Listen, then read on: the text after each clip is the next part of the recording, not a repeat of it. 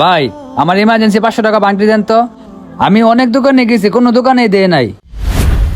ভাই শুধু ভাঙতি নিবেন, কিছু কিনবেন না?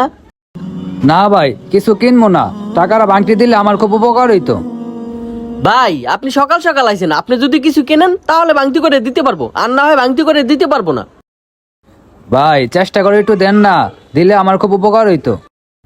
আরে ভাই জানতো, সকাল সকাল আমার শুদ্ধ শুদ্ধ জ্বালায়েন না, আপনি অন্য জায়গা দেখেন। কোত্থেকে যে আসে এসব। 500 টাকা বাংটি চাইলাম, উনি আমার সাথে দুর্ব্যবহার করলো। এই রিয়াজ, তুই এটা কি করলি? কি করলাম ভাই? ওই লোকটারে 500 টাকা ভাঙতে দিলি না কে? এটা আপনি কেমন কথা কইলেন ভাই? আমি আরো আপনার উপকার করছি। ওই লোকটাইয়া 500 টাকা ভাঙতি চাচ্ছে, সদাই নেবো না, কিছু নিব না, আমি তার 500 টাকা ভাঙতি দিব কেন? আমি আপনার উপকার করলাম না? ওই বেটা, তুই আমার উপকারের কথা বলতেছস? তুই জানোস তুই আমার কত বড় ক্ষতি করছস? ক্ষতি? কি বলেন ভাই? আমি তো আরো আপনার টাকা বাঁচাইলাম। আমি যদি ওরে ভাঙতি টাকা দিতাম তাহলে তো আপনারই ক্ষতি হইতো, আমাকে দোকানে তো ভাঙতি টাকা থাকতো না। না রে রিয়াজ, তুই আমার উপকার করিসনি, তুই আমারে সত্যি সত্যি বিপদে ফেলাইছস। আচ্ছা তোর বিশ্বাস হইতেছে না না? তুই আমার সাথে চল, আমি তোকে প্রমাণ করে দিতেছি। মিরাজ ভাইয়ের দোকান থেকে সবসময় বাজার করি, অথচ আমার 500 টাকা বাংটি দিল না। কি খবর ভাই, কই যেতেছেন? ভাই যাইতেছি তো বাসায়। ও আচ্ছা, তাও বুঝলাম, মন খারাপ কেন?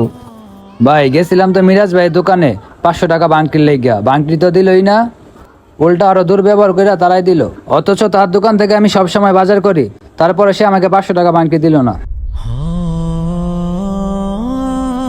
ওই যে ওই দেখ। কি বলেন ভাই, সে আপনাকে 500 টাকা ভাঙটি দিল না? আমি তো আরো যাইতে দিলাম তার দোকানে সদাই নেওয়ার জন্য। কিন্তু এমন হলো তো তার দোকান তার সদাই নেওয়া যাবে না?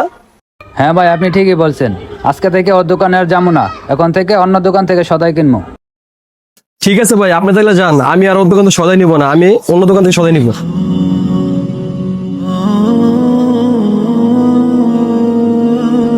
এবার বুঝছস তুই কি ক্ষতিটা করছস? তুই একটা কাস্টমারে 500 টাকা ভাঙতে দিলি না, ওই কাস্টমারটা যায় আরেকটা কাস্টমারে বলছে, আর তুই ভাঙতি না দেওয়ার কারণে আমি 2টা কাস্টমার হারাইলাম। এখন ওই 2টা কাস্টমার আর 10 জনকে যায় বলবে, তখন কি ওরা আর আমার দোকানে আসবে?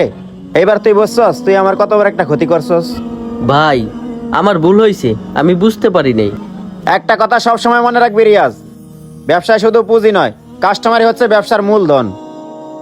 ভাই সত্যি কথা বলতে আমি অনেক বড় ভুল করে ফেলাইছি। আচ্ছা ঠিক আছে ভাই, এই ধরনের ভুল আর কখনো হইব না। আরেকটা কথা কি জানিস রিয়াজ, আমাদের প্রিয় নবী হযরত মুহাম্মদ সাল্লাল্লাহু আলাইহি সাল্লাম বলেছেন, কাল কিয়ামতের দিন মিজানের পাল্লা সর্বাধিক ভারী হবে মুমিনের উত্তম চরিত্র। কি বলছি বুঝতে পারছস রিয়াজ? এরপর থেকে এমন ভুল আর যেন না হয়। ঠিক আছে চল। এই ভিডিওটি আপনাদের কাছে কেমন লাগলো? যদি ভালো লাগে তাহলে অবশ্যই ভিডিওটি শেয়ার করে দিবেন। আসসালামু আলাইকুম।